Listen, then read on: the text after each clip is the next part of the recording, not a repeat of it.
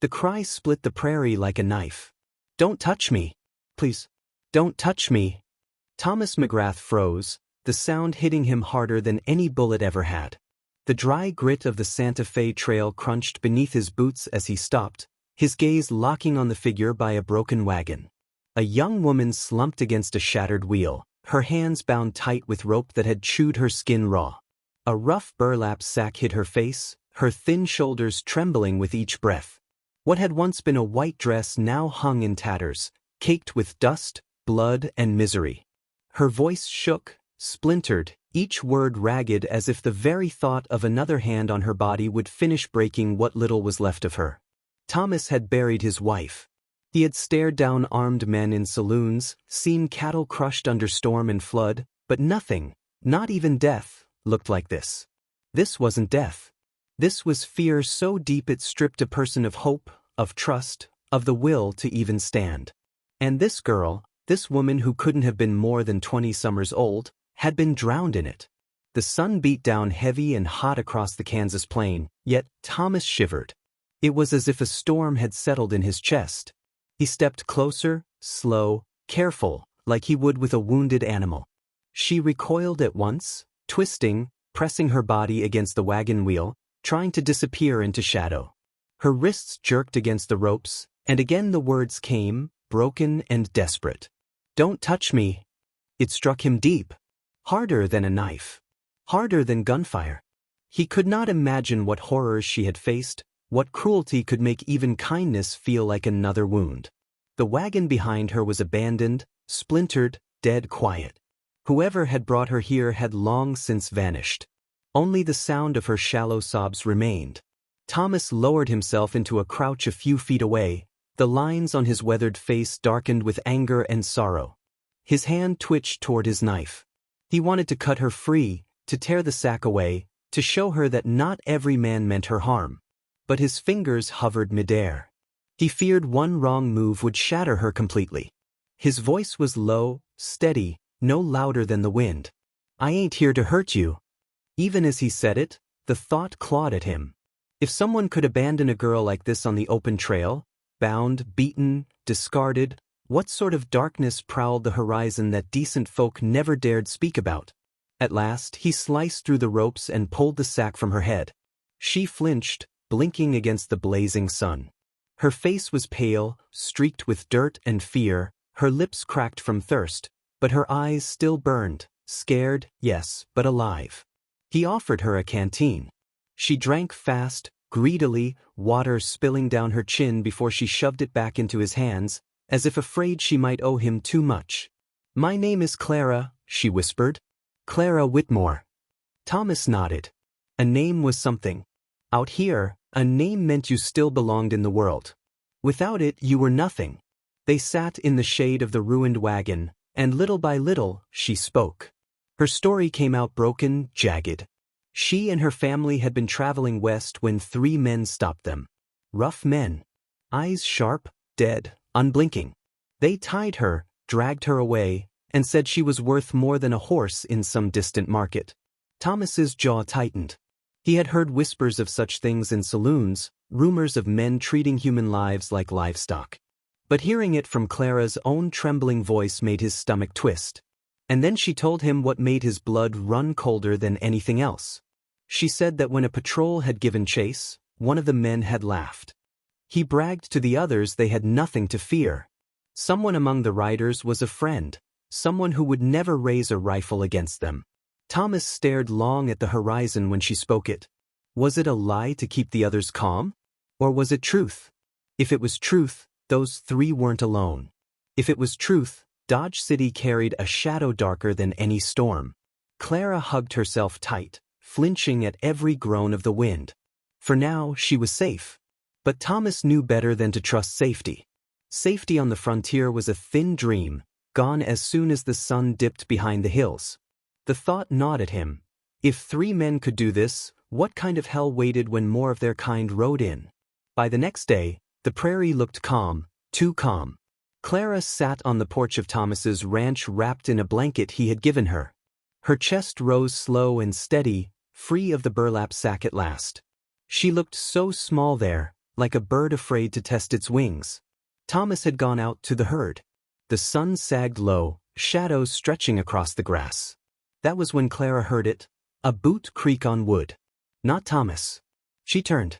A man stepped out from behind the barn. His grin crooked, his clothes filthy, his eyes cold as river stone. One of them. One of the three. Well now, he drawled, sneering. Look what they left behind. Clara's chest squeezed tight. Every part of her wanted to shrink, to vanish. But something deep inside refused. She grit her teeth, her hand reaching for the nearest thing at her feet. A rusted bucket. And this time, she would not go quietly. The bucket crashed against his arm with every ounce of strength she could summon. Clara screamed, a desperate cry that sent the horses in the corral into restless movement. She clawed, kicked, and bit with all the fury of a trapped soul. The outlaw cursed, seized her wrist, and yanked hard, but she twisted free long enough to sink her teeth into his hand. He roared in pain, tightening his grip, ready to drag her back into the shadows. Then a voice split the night. Let her go. At the gate stood Thomas, rifle raised, eyes blazing with a rage born of too many losses. The outlaw froze, his sneer faltering. When Thomas pulled back the hammer, the sharp metallic crack cut through the prairie silence like judgment itself. The bandit shoved Clara aside and stumbled backward, spitting venomous promises as he fled into the tall grass. We'll be back, he snarled. And next time, old man, you won't stop us. Thomas pulled Clara close, steadying her trembling frame. She was alive, but he knew what the man's words meant. This wasn't over. Those men would return, and they would not come alone. That night, with the wind moaning across the prairie, Thomas made his choice. Alone, he couldn't shield her from what was coming. At first light, they saddled their horses and rode for Dodge City. Sheriff James Carter was the only man with the kind of power, grit, and guns that could stand against the gathering storm. When they reached the sheriff's office, Thomas told the tale. Carter listened in silence, his weathered face hardening as the details spilled out. At last, he gave a slow nod. If they come, you won't face them alone. But words didn't quiet Clara's fear. That night, she sat wrapped in a blanket on the porch, her wide eyes flinching at every sound. Thomas leaned against the wall with his rifle across his lap, blood still pounding hot in his ears. The prairie was too still. He knew men like those, they never let go of what they thought was theirs. The stillness shattered. A torch cut through the darkness, arcing high before smashing into the side of the hay barn. Fire roared upward, flames clawing at the sky. Outlaws poured in, horses thundering, voices bellowing, guns firing. Clara screamed as the yard erupted in smoke and fire. Thomas leveled his rifle and fired, his voice breaking through the chaos. You'll not take her again. Bullets ripped through the air. One struck his shoulder, spinning him against the porch post. Pain seared hot through his chest, blood soaking his shirt, but he forced himself upright and lifted the rifle again. Clara scrambled to drag him out of the open, but he shook his head, refusing to fall back. Then salvation thundered across the plain. From the east came the sound of hooves, dozens of them. Sheriff Carter and his posse stormed the ranch yard, rifles cracking, their shouts rolling through the smoke. The outlaws faltered, some breaking for the open prairie, but Carter's men cut them off before they could escape. The gunfight was fierce, but it ended as suddenly as it began. When the smoke cleared, the barn smoldered, Thomas staggered with blood soaking his shirt, and the outlaws lay tied in the dirt. Sheriff Carter clapped a hand on Thomas's good shoulder. It's finished, he said. But Thomas's gaze lingered on the dark horizon. He knew too well, nothing on the frontier ever ended so neatly. Clara pressed her trembling hands to his wound, whispering desperately, "Stay with me. Please." Behind them, the barn collapsed in embers. The ranch bore scars, but it stood. As dawn crept over the Kansas plains, the question lingered. What becomes of two souls scarred by violence, trying to heal in a land built on fire and blood? The days that followed slowed into something quieter.